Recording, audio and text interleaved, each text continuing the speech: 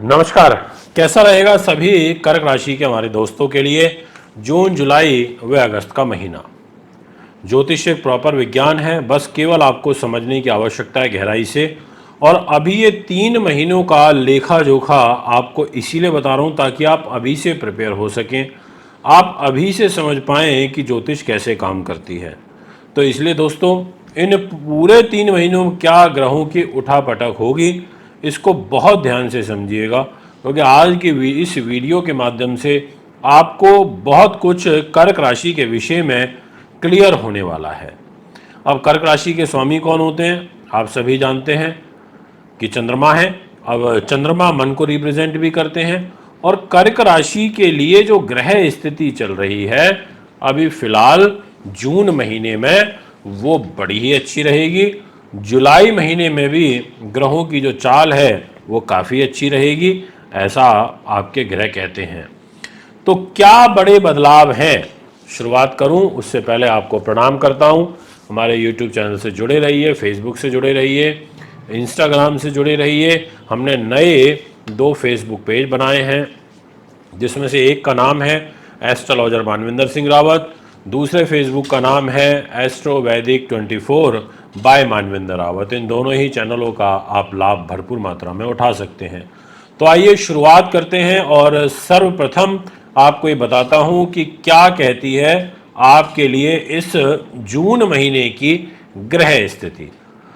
अगर आप career setup करना चाहते हैं, आप करना चाहते हैं एजुकेशन से रिलेटेड विशेष लाभ प्राप्त करना चाहते हैं, आप उन्नति अच्छी करना चाहते हैं एजुकेशन के फील्ड में, आप कुछ अकस्मात धन लाभ अर्जित करना चाहते हैं अपनी बुद्धि से, आप अपने ट्रांसफ़र प्रमोशन लेना चाहते हैं, या आप सेना पुलिस में ही कुछ पदोन्नति लेना चाहते हैं, आपके लिए बड़ा अच्छा सुंदर समय रहेगा 1 जून से लेकर और 12 जुलाई तक।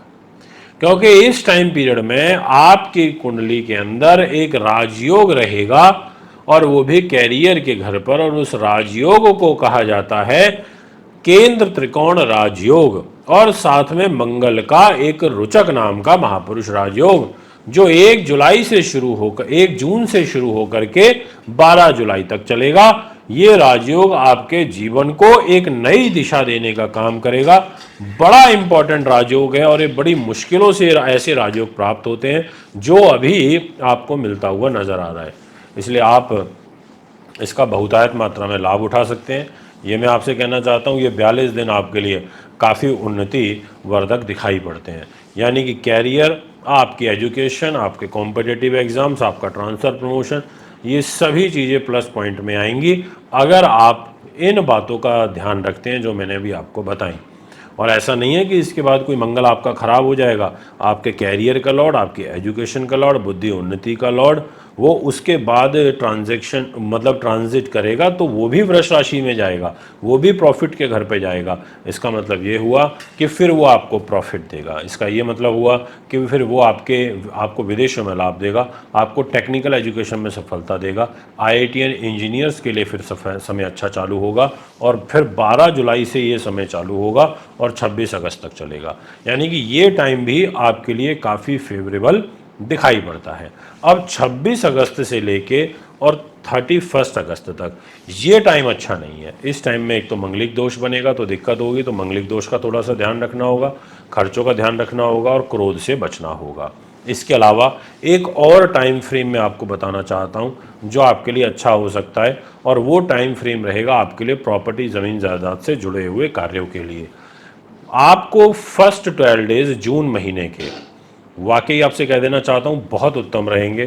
इन 12 दिनों में आपको काफ़ी लाभ प्राप्त हो सकता है प्रॉपर्टी, ज़मीन जायदाद, सुख साधनों से रिलेटेड कार्यों में। इसलिए आप इन 12 दिनों का एडवांटेज उठाएं, बहुत अच्छा रहने वाला है।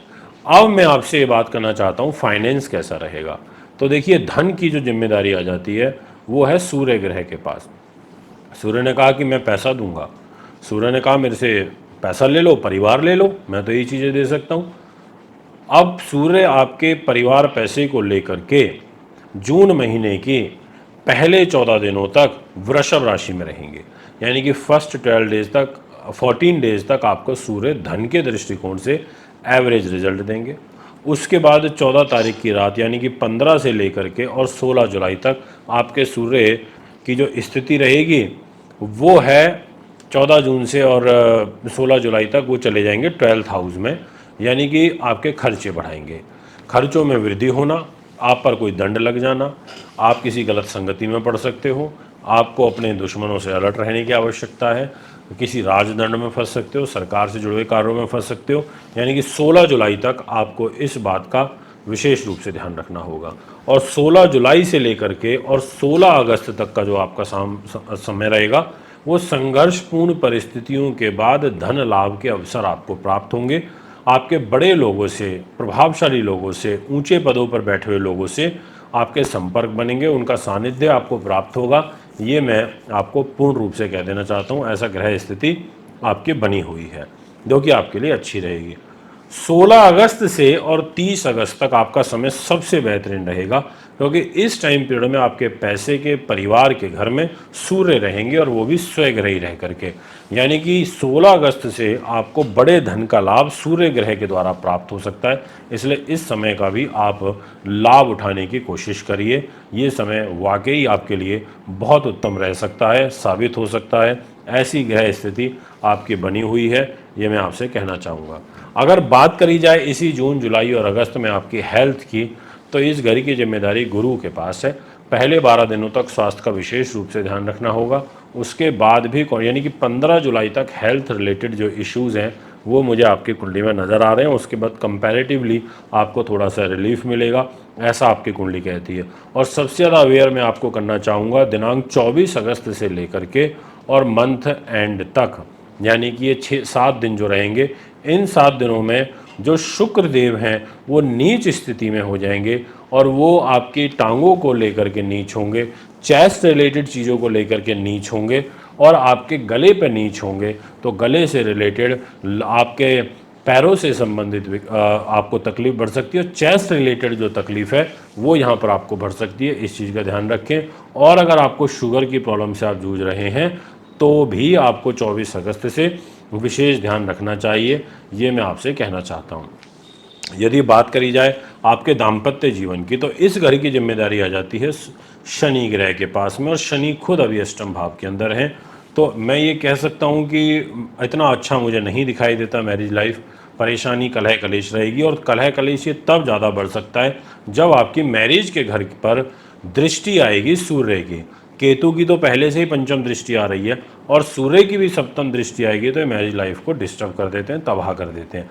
तो सूर्य जब कर्क राशि में आएंगे, यानी कि 16 जुलाई से लेकर के और 16 अगस्त तक, इस एक महीने में कर्क राशि वालों को विशेष रूप से अपने दाम्पत्य जीवन का ख्याल रखना होगा। बहुत नियोजित तरीके से, शांति तरीके से चलना होगा, ये मैं आपसे कहना चाहता हूँ। तो दोस्तों, ये है कर्क राशि की प्रेडिक्शन जो मैंने भी आपको बताई। आपको 24 अगस्त से शुक्र के दान करने चालू करने चाहिए।